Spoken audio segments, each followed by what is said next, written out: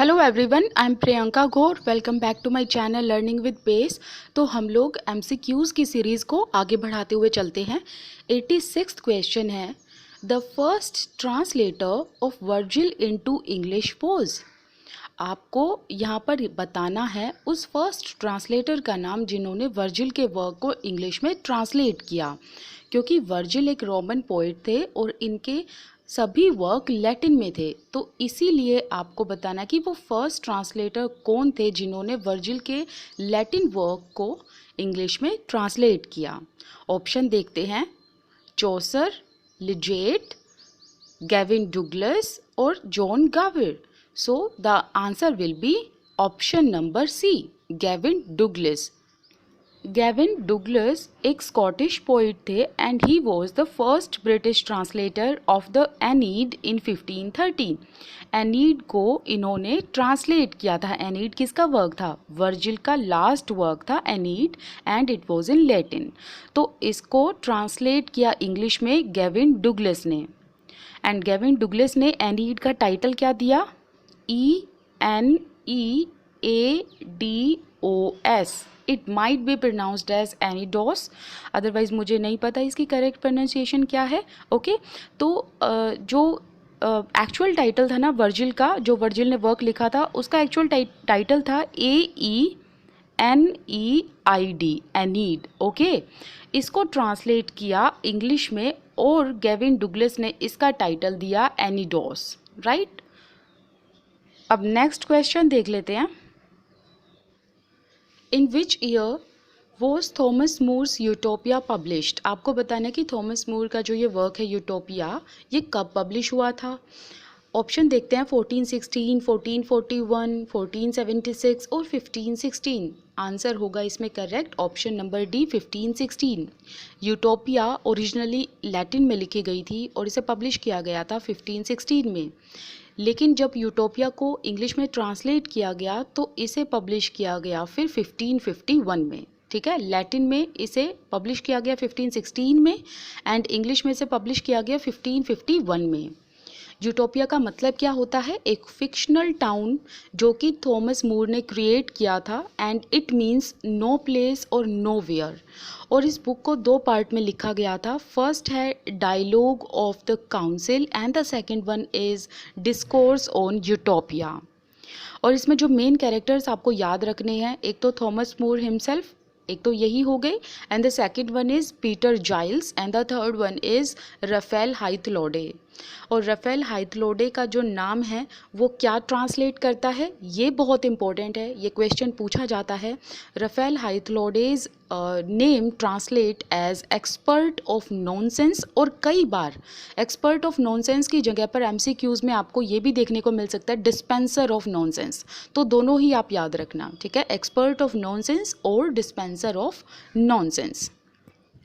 Next question, Ralph Robinson's translation of More's Utopia appeared in. जैसा कि अभी हमने बात की, थॉमस मूर का जो ये वर्क है यूटोपिया ओरिजिनली ये लैटिन में है और इसे पब्लिश किया गया 1516 में, लेकिन इसका ट्रांसलेशन जब इंग्लिश में किया गया तो इस वर्क को फिर कब पब्लिश किया गया? पहली बात तो इसका ट्रांसलेशन किसने किया था? रैल्फ रॉबिन्सन ने। और जब इसका इंग्लिश ट्रांसलेशन किया गया तो इसे कब पब्लिश किया गया? 1551 में। नेक्स्ट क्वेश्चन है, utopia is also known by the name. आपको ये बताना है कि यूटोपिया का मतलब क्या है। ऑप्शन देखते हैं, an unknown island, the strange country, the world of imagination, and the next one is the kingdom of nowhere. तो अभी हमने यूटोपिया के बारे में थोड़ा सा डिस्कशन किया था, तो आई होप आपको इसका आंसर पता लग गया होगा। Option number D, the kingdom of nowhere. Next question है 90th, the tale of Melibee in the Canterbury Tales was told by. Tale of Melibee किसने सुनाई थी, ये आपको बताना है। ऑप्शन देखिए, the owner of the inn, Chaucer himself, the clerk और द पार्सन। तो इसका करेक्ट आंसर है ऑप्शन नंबर बी, चौसर ने ही इस टेल को सुनाया था, tale of Melibee. Other option देखते हैं, द ओनर ऑफ द इन कौन थे? इनके ओनर वो थे हैरे बेले। क्लर्क के बारे में पढ़ते हैं, ये एक ऑक्सफोर्ड स्टूडेंट थे एंड ये पुअर पीपल थे, पुअर पर्सन थे ये। Plus he spends all his money on purchasing books rather than spending money on materialistic things. That means कि इनके पास जितना भी पैसा था ना, क्लर्क के पास, वैसे तो इतना पैसा नहीं था, ये लाइक पुअर की कैटेगरी में आते थे, बट जो भी इनके पास पैसा होता था ये बुक्स खरीदते थे उनसे। ओके तो इन्होंने सारा अपना पैसा खर्च किया बुक्स पर। और जब इनको स्टोरी सुनाने के लिए कहा गया तो क्लर्क ने कहा कि मैं वो स्टोरी सुनाऊंगा which I heard from a man named Francis Petrarch. और फ्रांसिस पेट्रार्क भी एक रियल पोइट एंड स्कॉलर थे। नेक्स्ट है the parson. Parson's tale was the last tale. ये चीज़ याद रखना। एक और चीज़ है पार्सन के बारे में, ये ऐसे इंसान थे जो होली थॉट्स रखते थे, गुड डीड्स में बिलीव करते थे। और इनके पास जो पैसा होता था ना पार्सन के पास, ये चर्च में डोनेट करने की बजाय उन लोगों को डोनेट करते थे जो नीडी पीपल थे, जो पुअर पीपल थे। ओके और ये अपने आप को एक गुड एग्जाम्पल के तौर पर सेट करना चाहते थे ताकि लोग इनसे कुछ सीखें, गरीबों की मदद करें। तो इस टाइप के ये इंसान थे। एक और चीज़ याद रखना, the Parson's tale and the tale of Melibee, ये दोनों ही प्रोज हैं। ओके ये भी पूछा जाता है कि प्रोज टेल कौन सी हैं, तो एक तो है चौसर ने जो लिखी है द टेल ऑफ मेलिबी, और एक है द पार्सन्स टेल, ये प्रोज में है। Okay next question, the authorised version of the Bible is based on the translation made by. आपको ये बताना है कि authorised version of the Bible that is the biblical translation, और ये किसने की है, ये ट्रांसलेशन किसने की है, ये बताना है आपको। ऑप्शन देखिए, Tyndale, sir Pope John Paul, Wycliffe और ऑल ऑफ द अबव। तो इसका करेक्ट आंसर है टिंडेल। ओके विलियम टिंडेल ने ये बिब्लिकल ट्रांसलेशन की थी।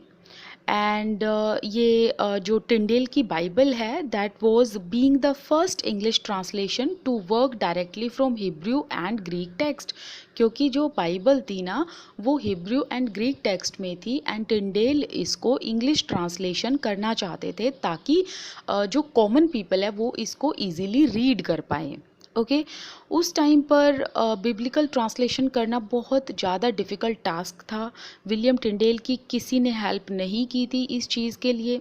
विलियम टिंडेल 7 लैंग्वेजेस में मास्टर्स थे एंड इनको 7 लैंग्वेजेस बहुत अच्छे से आती थी, तो इन्होंने जो बाइबल है उसको ट्रांसलेट करने की कोशिश की। ऑल्दो इनको भी बहुत ज़्यादा डिफ़िकल्टी आई, बट ये मार्टिन लूथर से बहुत ज़्यादा इंस्पायर हुए और इन्होंने अपने काम को जारी रखा, ये अपने काम से पीछे हटे नहीं। फिर बीच में होता ये है कि विलियम टिंडेल को परसिक्यूट कर दिया जाता है और इनफैक्ट इनको बीहेड कर दिया जाता है इन 1536 में। ओके और जो कंप्लीट बाइबल है ना वो पब्लिश नहीं हो पाती क्योंकि टिंडेल को परसिक्यूट कर दिया जाता है। तो अब जो बाइबल फिनिश नहीं हुई थी फिर उसको फिनिश किसने किया था वो भी बहुत इंपॉर्टेंट है। फिर ये ट्रांसलेशन कंप्लीट की थी इनके खुद के फ्रेंड माइल्स कोवरडेल ने एंड 1535 में इस ट्रांसलेशन को कंप्लीट किया गया था। अदर ऑप्शन देख लेते हैं। सर पोप जॉन पॉल ये रोमन कैथोलिक चर्च के हेड थे एंड वाइक्लिफ के बारे में हम तो बहुत बार पढ़ चुके हैं इतनी वीडियो में, तो इसको इनके बारे में दोबारा बताने की ज़रूरत नहीं है। ओके नेक्स्ट क्वेश्चन है 92, the Spanish Armada was defeated in. Spanish Armada क्या है? It was the great fleet sent by king Philip II of the Spain in 1588 to invade England. जो स्पेन के किंग थे उन्होंने इस फ्लीट को भेजा था ताकि वो इंग्लैंड पर इन्वेड कर सके, बट एट लास्ट हुआ ये, England won the battle and Spanish armada की हार हुई। स्पेनिश आर्मेडा को एक और नाम से जाना जाता है इनविंसिबल आर्मेडा। इसका करेक्ट आंसर क्या है? 1588 में ये लोग हार गए थे, ये बैटल हार गए थे। नेक्स्ट है the ways of perfect religion was written by. Ways of perfect religion जो बुक है वो किसने लिखी है? ऑप्शन देखते हैं, John Wycliffe, John Fisher, John of Trevisa और लिजेट। तो इसका करेक्ट आंसर है John Fisher, option number B. John Fisher ने वेज ऑफ परफेक्ट रिलीजन लिखी थी। जॉन फिशर की थोड़ी सी हिस्ट्री जानिए। देखिए जॉन फिशर को एग्जीक्यूट कर दिया गया था, लेकिन किसके ऑर्डर पर एग्जीक्यूट किया गया था? By order of Henry VIII, हुआ ये था कि हेनरी VIII अपनी वाइफ से डाइवोर्स लेना चाहते थे, लेकिन उस टाइम पर जो चर्च के हेड थे एंड जो चर्च के पोप थे उन्होंने मना कर दिया था इस चीज़ के लिए। तो इसी वजह से हेनरी VIII ने क्या किया कि उन्होंने इन हेड को एंड पोप को डिज़ोल्व कर दिया, ठीक है, इनको इनकी पोजीशन से हटा दिया और खुद अपने आप को डिक्लेयर कर दिया as the supreme head of the Church of England.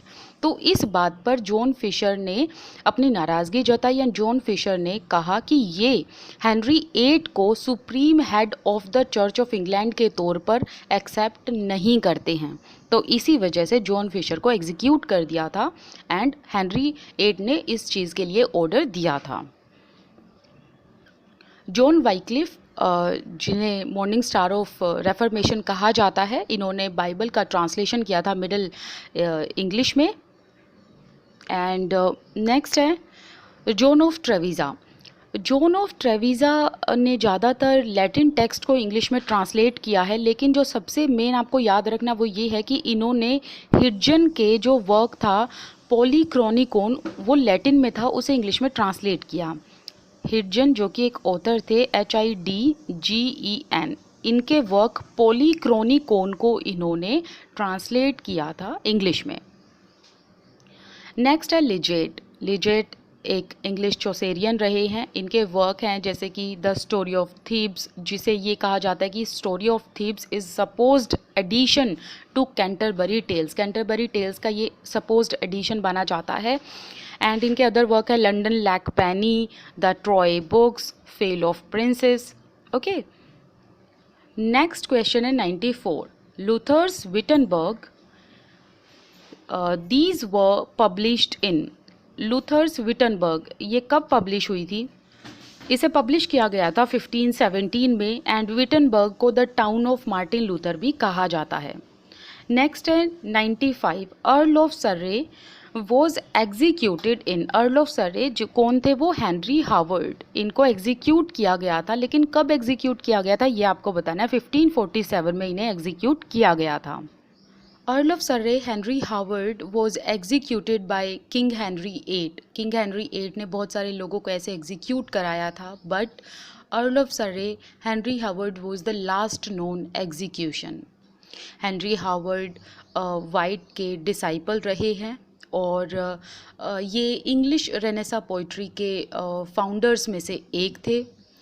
जो सर्रे थे इन्होंने अपनी ट्रांसलेशन में ब्लैंक वर्स का यूज़ किया था। इन्होंने जब एनीड जो पोयम है बाय वर्जिल, उसकी 2 बुक्स को इन्होंने ट्रांसलेट किया, उस टाइम पर Earl of Surrey was the first poet to use blank verse in his translation. अब नेक्स्ट क्वेश्चन देख लेते हैं। Next question, who ascended the throne of England in 1558? 1558 के टाइम पर who ruled England and who occupied the throne of England? तो इसका सही answer है option number D, Elizabeth one. Next question है 97। बोथ द वर्क, यहाँ पर दोनों वर्क के नाम दिए गए हैं, the prince of Machiavelli and the courtier of Castiglione are representatives of the Renaissance spirit in the sense that. ये बताना है आपको कि ये जो दोनों वर्क हैं इनके अंदर किस सेंस की बात की गई है, एक्चुअल में इन दोनों वर्क में क्या ऐसी चीज़ है जो डिस्कस की गई है। ऑप्शन देखते हैं, फिर बाद में थोड़ा सा हम इसके बारे में डिटेल समझेंगे। Both exemplify free thinking and vigorous life, कि दोनों ही वर्क में फ्री थिंकिंग के बारे में बात की गई है। These are the example of vigorous life, that means a strong life. And second option है both advocate worldly success by questionable means, कि दोनों ही बुक में क्वेश्चंस किए गए हैं और बताया गया है कि किस तरीके से जो स्टेट है उसे ढंग से चलाया जा सकता है। Option number C, both revive interest in sculpture and painting, की दोनों में स्कल्पचर एंड पेंटिंग के बारे में बात की गई है। Option number D, both inculcate a pride in patriotism, की देशभक्ति के लिए इन दोनों बुक में बात की गई है। तो इसका करेक्ट आंसर है option number B, both advocate worldly success by questionable means. अब इसके पीछे रीज़न जानते हैं। पहले तो इसकी बात करते हैं द प्रिंस ऑफ मैकियावेली की। तो ये वर्क किसने लिखा था? निकोलो मैकियावेली ने लिखा था। इस बुक के अंदर इन्होंने किस चीज़ को प्रेजेंट किया है? Niccolo presented the theory of preservation of state, कि स्टेट को कैसे बचाया जा सके, किस तरीके से स्टेट को सही ढंग से चलाया जा सके। ठीक है, तो यहाँ पर क्वेश्चनेबल मीन्स हो गए। ठीक है, इसी का आंसर देखिए आप कि इन दोनों बुक्स में क्वेश्चनेबल मीन्स की बात की गई है फॉर वर्ल्डली सक्सेस, कि किस तरीके से स्टेट को, वर्ल्ड को अच्छे से चलाया जा सके। सेम चीज़ इस बुक में कही गई है। एंड जो ये नेक्स्ट बुक है द कॉर्टियर ऑफ कास्टेलियन, ये लिखी गई थी बेल्डेसार कास्टेलियन के द्वारा। एंड इस बुक में बात की गई है कि किस तरीके से एक जेंटलमैन को एक्ट करना चाहिए। This book tales how a gentleman should act. और जैसे कि आप इस टाइटल में देख सकते हो कॉर्टियर के बारे में बात हुई है, तो इसी बुक में ये बताया गया है कि कॉर्टियर की क्या क्वालिटीज़ होनी चाहिए और किस तरीके से कॉर्टियर को एक अच्छा रिलेशनशिप डेवलप करना चाहिए with his colleagues and with the state Prince. तो इस तरीके के ये दोनों वर्क हैं और इन दोनों में ही स्टेट के बारे में बात की गई है कि किस तरीके से स्टेट को ढंग से चलाया जा सकता है। Next 98th the expeditions of Christopher Columbus to America. Expeditions का मतलब होता है long journey. So the expeditions of Columbus to America and Vasco da Gama to India in the last decade of the 15th century may attributed to। देखिए उस time पर हुआ ये था रेनेसा पीरियड में जो कोलंबस थे he found a new world, his long journey to America, and whereas if we talk about Vasco da Gama, he circumnavigated the Cape and found the sea route to India. So these things opened the way for an age of global imperialism। और उस time पर Renaissance period में हुआ ये था कि astronomy में भी बहुत ज़्यादा डिस्कवरीज देखने को मिली, बहुत सारे साइंटिस्ट ने बहुत सारी चीज़ों को एक्सप्लोर किया। तो ऐसी बहुत सारी डेवलपमेंट वहाँ पर उस टाइम पर देखने को मिली। तो अब आपको ये बताना है, क्वेश्चन में ये पूछा गया कि इन चीज़ों की वजह से इंग्लैंड में किस चीज़ का रेनेसा आया था, क्या चीज़ देखने को मिली थी इंग्लैंड में, इससे इंग्लैंड में बदलाव क्या आया। तो ऑप्शन देखते हैं, intellectual curiosity, man's mastery over the sea, lust for wealth and spiritual quest. तो इसका आंसर है ऑप्शन नंबर सी। देखिए हुआ ये था जब एस्ट्रोनॉमी में, साइंस में डेवलपमेंट हो गई उस टाइम पर एंड नए सी रूट पता लगने लगे, तो उसी टाइम पर गोल्ड माइंस भी मिल गई थी। तो इस वजह से गोल्ड माइंस की जब डिस्कवरी हुई थी, it brought unimagined possibility of wealth to the England. मतलब लोगों ने सोचा नहीं था इस तरीके की इंग्लैंड में तरक्की होने लगी, इस तरीके के डेवलपमेंट होने लगे एंड खूब सारा पैसा जो है इंग्लैंड के पास आने लगा था। So option number C will be the correct. Next question, Who strengthened the monarchy after War of Roses in England? War of Roses के बारे में डिटेल वीडियो है, आप प्लीज़ प्लेलिस्ट में एक बार जाकर ज़रूर देखना, बहुत सारी चीज़ें आपको क्लैरिफाई होंगी। ठीक है, क्योंकि हिस्टोरिकल बैकग्राउंड करना बहुत ज़रूरी है। सिर्फ राइटर्स के वर्क रटने का कोई फ़ायदा नहीं है जब तक आपको हिस्टोरिकल बैकग्राउंड ही नहीं पता होंगे। ओके, तो मैं इसके बारे में डिटेल में बात नहीं करूँगी, बस मैं ये बता देती हूँ कि वॉर ऑफ रोजेज़ एंड हुआ था 1487 में। इसके बाद हेनरी 7, जो ऑप्शन नंबर बी इसमें करेक्ट है, Henry 7 was the first king of Tudor dynasty. War of roses के बाद ट्यूडर डायनेस्टी रूल कर रही थी इंग्लैंड में एंड उसके फर्स्ट किंग थे हेनरी 7। नेक्स्ट क्वेश्चन है, who among the following was 15th century educationist and reformer. अब आपको ये बताना है कि 15th सेंचुरी के कौन से राइटर थे जो एजुकेशनिस्ट भी थे एंड रिफॉर्मर भी रहे हैं। अब ऑप्शन देखिए एक बार, Roger Ascham, Martin Luther, Machiavelli या ड्रेटन। तो इसका सही आंसर है option number A, Roger Ascham. Roger Ascham 15th century से बिलोंग करते थे, ये एजुकेशनिस्ट रहे हैं, ग्रेट एजुकेशनिस्ट एंड रिफॉर्मर भी रहे हैं।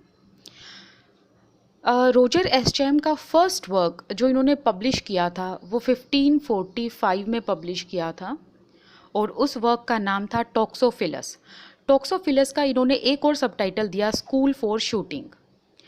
अब जो रोजर एस्चैम थे, he had loads and loads of interest in music, writing and archery. इनको आर्चरी का तो बहुत ज़्यादा शौक था।